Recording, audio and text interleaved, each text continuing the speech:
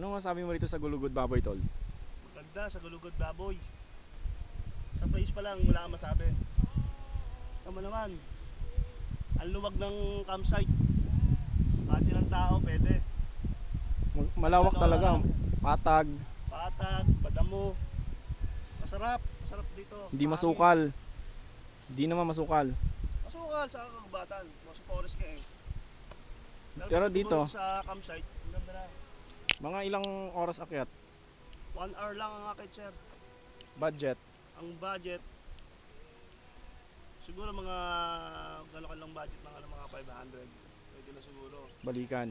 Balikan. Tapos pero pa yung mga expense kung ano yung mga bibili mo. Dagdag na rin kayo. Pero kung marami kayo, mas masaya. Mas marami, mas maganda. Mas nakakatipid. Mas nakakatipid kasi pakyaw ng sasakyan.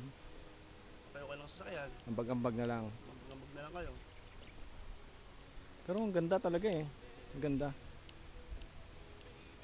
Hindi siya matalahib eh. Hindi siya talahib. Kasi patag siya rito.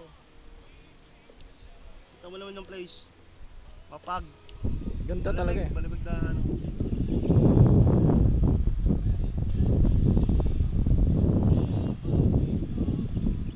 Kahit mga overnight pwede na rito. Pwede, sir. Kahit saan naman tayo, kahit nga sa pami tayo, nakapag-cover rin tayo, kahit puro bato ron. Dito pa kaya. Oo. Napakagandang place. Ganda talaga, ganda. So, siguro magdala na ng extra na jacket Sa gabi, sa gabi. para panlamig. Pwede na rin. Sige, Kung magdaring kayo ng wala kang iimbitahan na mga mahilig mamundok. sa mga mga nature lover, beginner, pwede sila rito. Oo. Unang-una, hindi sila madi-disappoint rito. Kahit maliit lang na backpack.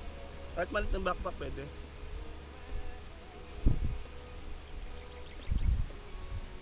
Medical kit. Ayun, mas mahalaga yun. Mahalaga yun.